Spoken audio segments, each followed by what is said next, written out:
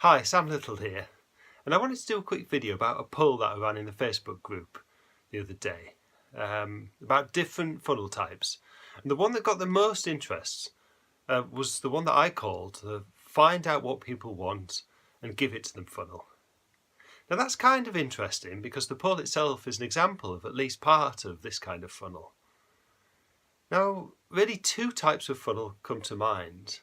One, which is about gathering market intelligence so that you can understand what people need better. So think the Ask method. Two, which is about conducting a survey, which is all about identifying which funnel you should then be putting people through. But I'll come back to this. See, in this video, what I really want to do is break a few things down so that we're all operating within the same frame of reference. So here's what I want to talk about. Firstly, your funnel isn't the pages that you build, although the pages you do build have to represent your funnel.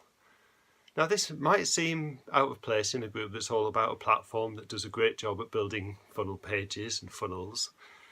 So let's be clear.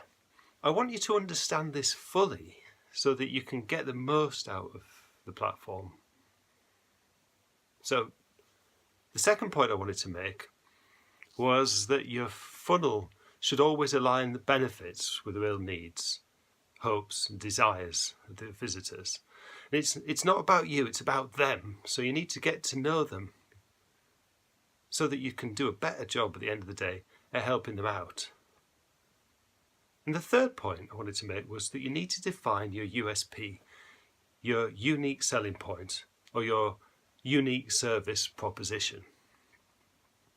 Now, what you've got to do is you've got to disqualify unsuitable candidates, then optimise each stage of the funnel for the best candidates. You're looking for those people who are going to be most suitable and most responsive. That's because these are the most willing people, the most able people at the end of the day to spend any money with you. And from this perspective, every funnel begins before the pages are built, regardless of funnel type. It's about marketing first, pages second. Most of you don't know that my background is actually in hypnotherapy. And I'm specialised in helping people with things like stress, mental blocks, kinds of anxiety, performance issues, things like that. And it's a lot like marketing. You've actually got to understand people's story, then take that storyline in a different direction. You've got to pick them up where they are, and you've got to move them into a place which is beneficial and desirable for them and profitable for you. So I use skills like mirroring, matching, picking up on the types of words and phrases people use and meeting them within their own frame of reference. We've got to ask good questions, therefore, find out what they really want and why they really want it, and help them to reach a solution in a way that makes sense to them, that doesn't necessarily have to make sense to us. Now, over time, patterns appear. You learn to speak to things in ways that leave people feeling truly understood without them having to explain everything first, and that's what you're aiming for. Because when your pages do this well, then you really have cracked it. And this brings me back to my first point. Your funnel represents an understanding, market intelligence. Only through this understanding can you align the benefits somebody will receive from availing themselves of your product or service with their real and urgent personal needs, hopes or desires. And it's when you've done this that you'll know what to say, what language to use, what offers to make, what actions you want to drive, and what imagery and visual stuff is able to support all of this.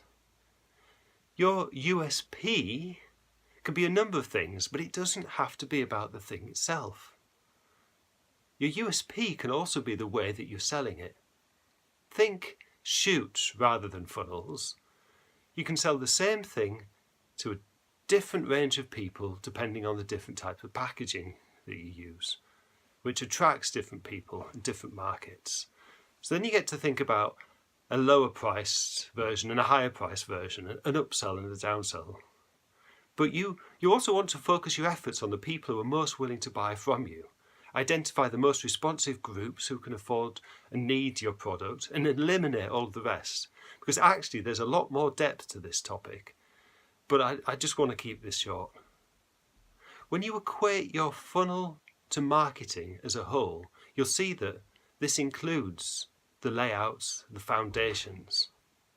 From a practical point of view, it has to start with market research, which too many people miss. So really, find out what people want and give it to them is market research, with only a few of its activities ever appearing on any of your pages. Once you've done enough research, know what keywords, ideas and phrases to use, then you can start and build things that drive traffic. AdWords is a great place to start to refine your key message because you can split test click-through rates based on variations of your message and selected audiences. Remember, it's about disqualifying people who aren't your market, so the ad should do this.